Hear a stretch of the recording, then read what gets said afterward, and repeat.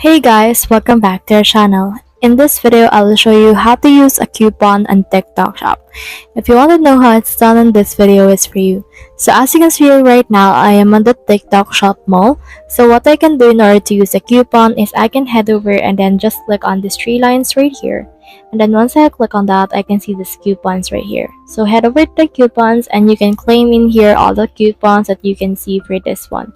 So for example, for this, let's try to buy this. So let's click on this particular product and then let's click on this add to cart right here and then let's choose in here a product for that. And then let's head over in here to our cart. And then to our cart right here, we have this right here. So as you can see, we have now this coupon and that coupon is already been activated right here. You can also use a lot of coupons that you can see on this deals. Click on this checkout option.